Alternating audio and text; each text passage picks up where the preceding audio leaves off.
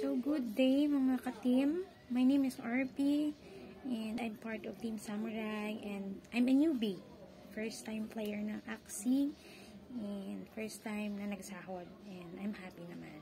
But I want to share kasi may mga errors akong na-encounter and gusto kong i-share ito sa inyo para maiwasan kasi nakakakaba siya.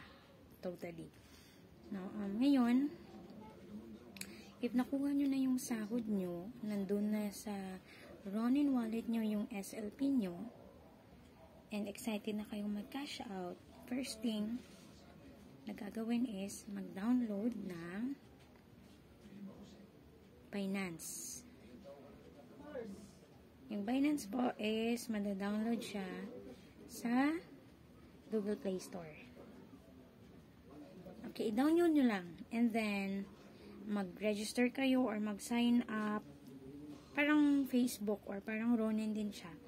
Mag-sign up kayo, whatever, kung ano yung ano. Dapat may valid ID also. And make sure na verified. I-verify nyo yung account. Ayun, may green dito na verified. Okay? Just to inform you, I'm not a professional vlogger. May YouTube account kami. Ako. Bet RP Prayer channel. Pwede rin kayong mag-subscribe. Pero I just want to share lang yung na-experience ko kasi nakakakaba siya. Kasi nagka-error. I hope hindi nyo siya ma-encounter. Kasi mabilis lang naman. Ayun. Pag may Binance na kayo and verified, pwede na kayong mag-cash out. Okay?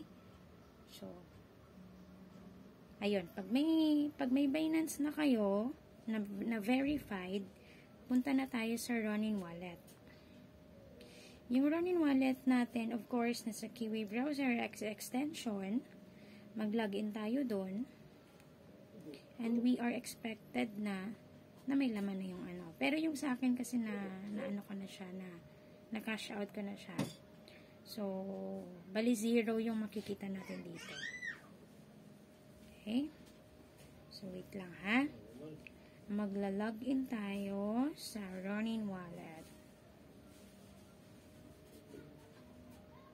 So, wait lang. Concentrate ako sa password.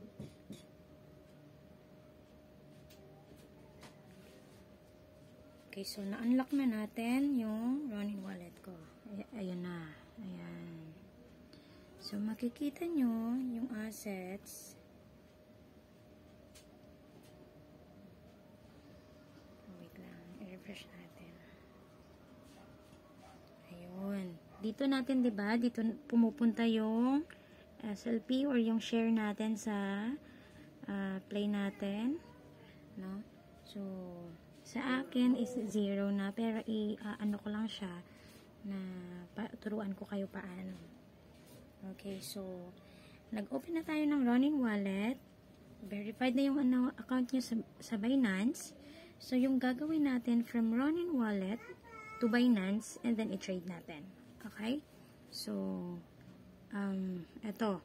For example lang na may laman yung SLP natin.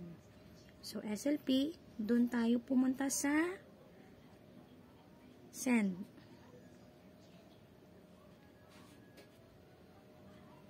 Sa send, okay? So, makikita nyo sa send, yung from, that's your account or your Ronin account, to. Ito yung to. Yung to, ang ilalagay natin sa to is yung sa Binance natin. So, punta kayo sa Binance ninyo. So, after na, close muna natin yung ano. So, punta tayo sa Binance. Diba ano na kayo ng tawag dito? Verified. Ito yung makikita nyo sa home. Ayan. Sorry ha, pero low budget tayo sa video. Punta kayo sa deposit. Ayun. Ito yung labas. And then, once nandun na sa crypto, it's either hanapin nyo yung SLP or pwede nyo rin naman niyang i-search. So, ito nag-search na. May history na ako ng SLP. Ayun. ito yung lalabas. So, may lalabas dyan na choose network. May Ethereum, ERC20, Binance Smart Chain, BIP20, and Ronin. So, kukunin natin sa Ronin. Click the Ronin. Ayun, nalabas ito. Parang may important lang. Ang sinasabi dito, if you are transferring your asset from your Ronin wallet, please replace the address prefix from 0x kasi yung parang address dito sa Binance is 0x ang first. So, to Ronin column. So, ayan. Okay. Ito yung may scan tayo. Ito yung parang marami siyang letters. Parang Ronin address natin. Actually, parang Ronin address din siya. So, i-copy lang natin. Copy. Alright. So, after that, balik tayo sa Ronin wallet. Parang ganun-ganun lang. Para mabilisan. Ano lang siya. Okay, from, di ba ganun? From, yung account nyo yun. Then, yung to, i-paste nyo yung kinuha natin na address sa Binance kasi yun yung address.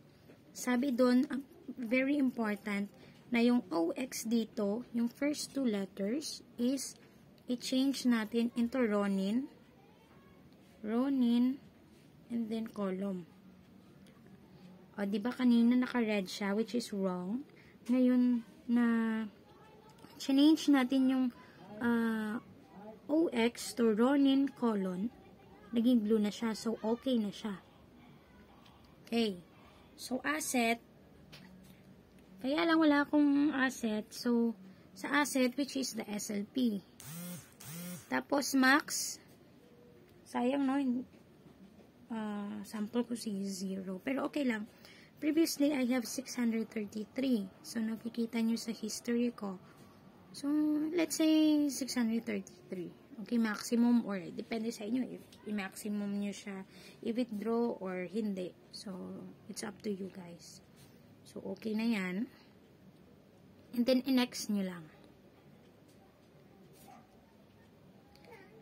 Kaya nga lang, wala. Is 0 ako. So, insufficient funds.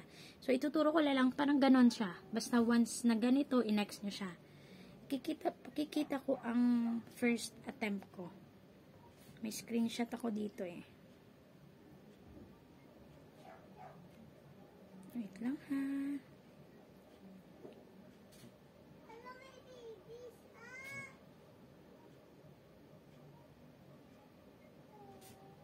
Sorry ha. Hindi ko na... Wait. Ito. Ito yung first attempt ko. Actually, 3 siya. Kasi excited ako kasi baka mawala or mahack. So, I decided to transfer agad-agad. With the help of my friend na taga San Carlos, shout out to Rachel and Sir Mau na nagtuturo at nagko-coach sa akin. So, ayun. Ito yung first attempt ko nung November 5 kasi pumasok yung ko. Kasi may nababasa akong pwede daw siya mahack or whatsoever. Pero, kasi nga first time. So, excited ako. So, ito yung first attempt ko. Bali, yung first attempt ko is wala pa akong Binance. So, pwede siyang i-transfer from your trusted friend or trusted na person para siya na yung mag-trade. So, yung sa dalawang attempt to nung November 5, transfer ko ito kay Rachel. Para siya na lang sana yung mag-trade. So, yun lang, nag-pending. Siyempre, hindi niya rin alam paano ma-resolve. So, naghintay kami overnight. Noong mga 12, yung second attempt ko, I think, nung mga November 6, ng umaga, yun nga, excited pa rin. Wait lang ha. Okay na yan. Ganun pa rin. Pero yung November 6 is gumawa na ako ng Binance account para hindi ko na ma-disturbo yung friend ko. Nag-transfer ako ulit sa Binance, which is, yun yung ginawa natin kanina.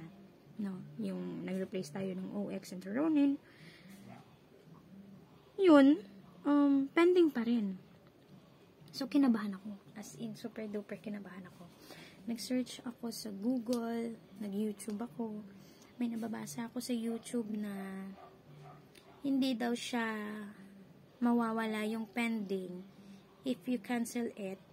Kaya lang, yung pag-cancel is may gas fee na minsan nasa 150 SLP or I think basta ano siya, mataas yung value niya na pag-cancel. So, bababa lang naman yung SLP ko, tapos yung tatlo yung ika-cancel ko, parang wala na akong natira doon. So, natakot ako, na nakabahan talaga ako. So, overnight nag-search ako whatsoever or paano siya ma-resolve. Kasi nga may YouTuber ako na nabasa na pag ito na stuck, first come first serve basis ito. So, hindi ito mawawala pag hindi siya na-cancel. Hindi ito mawawala pag hindi siya na-cancel. At hindi rin ito mawawala pag hindi siya na-cancel over na may gas fee siya. So, ayun, parang sabi ko, parang nawawala na ako ng pag-asa. So, search lang ng search. And may nagbasa ako na trinay ko. So, ito yung isi-share ko sa inyo. Pag ganito yung nangyari, ewan ko lang pero effective siya sa akin eh. So, iyon, pag nag-pending, and advice ko, pag nag-confirm na pala sa inyo, pag nag-red sa transfer fee, wag nyo nang i-proceed. Dapat naka-blue yung transfer fee to confirm. Again, pag nag-red yung transfer fee, hindi ko siya kasi hindi siya naka-zero, insufficient na ako. Pero basta naging red, naging red yung transfer fee, never na kayong mag-proceed o mag-confirm. I-next day nyo na. Kasi baka may sira nga yung Binance or yung Ronin. So, ayun. So, ang ginawa ko dito, as I've searched,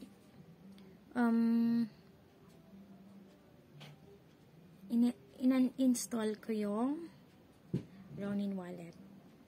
Ni-remove ko siya sa Kiwi browser na Chrome. Ni-remove ko siya and then nag-add Ronin wallet ako ulit. Tapos parang nag-sign in ako ulit. Parang in-uninstall ko and then in-install. And then, I'm so happy na nawala ito. Nawala siya. Nawala yung pending na tatlo. Yun yung nabuhayan ako. Na-resolve yun. No? So, ayan. Pending.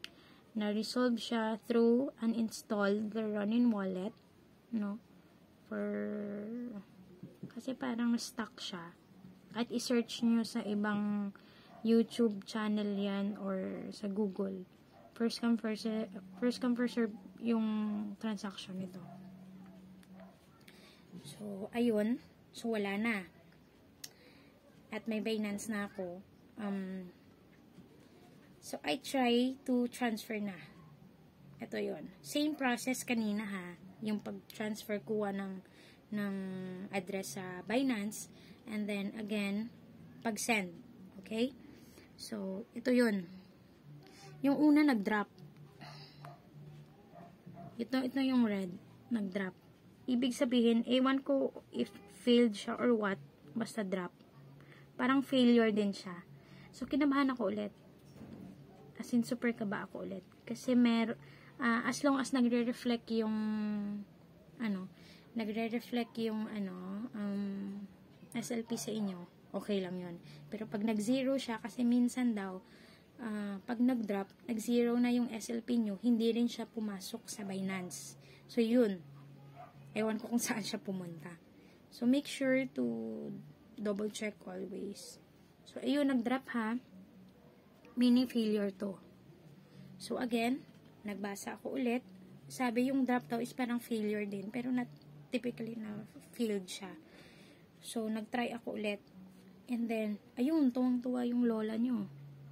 Ayan. Naging successful yung transaction ko. Yung pang 5 attempt ko na.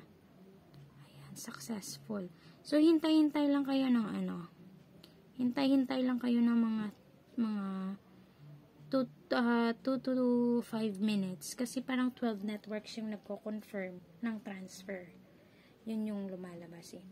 So, once successful na, pwede nyo siyang i-check. Kasi kung pag successful na, 0 na yung SLP dito sa Ronin Wallet. And then, punta na kayo sa Binance nyo. Sa dashboard. Okay.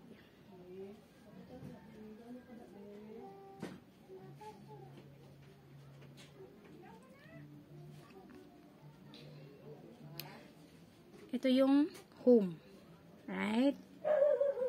So, ayan.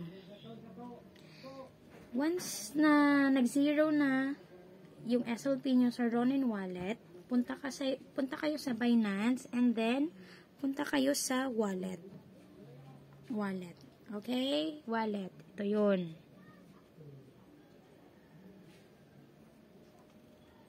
Dapat, yung transferred SLP nyo is nandito na. Kaya lang sa akin, syempre, wala na. 0 na. Pero dapat nandun na. Parang, ano na siya. Naka-dollars na siya, I think. Parang dito, 0. So, tapos, after nun, pag nandito na yung money nyo, from Ronin to Binance, dito dapat. And then, pag ganyan na, go to transfer. Click nyo tong transfer na to. Okay? So, dapat make sure na spot wallet to funding ang nakalagay. Yung from is spot wallet and yung to is funding. And then, yung i-change nyo to kasi naka-Bitcoin siya. So, i-change nyo sa into SLP. Kasi SLP nga yung pinasok natin dito eh. Okay, so SLP. And then, yung maximum nyo na, or depende sa inyo kung magkano yung iti-trade or itra-transfer. So, kaya lang 0 nga. So, basta ganun. Lagay nyo dito. And then, confirm transfer. Pag once confirm transfer na, dun sa baba, color yellow ata yung nakalagay dito. Confirm transfer, okay na yan. And then, pag na-confirm na, dito kayo pumunta sa funding. Sa funding. Lalabas again yung pera nyo dito. Okay? Dito.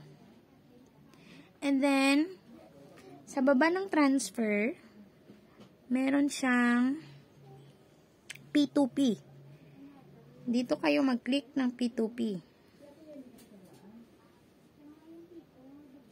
Okay, so lalabas yung parang ganito, P2P.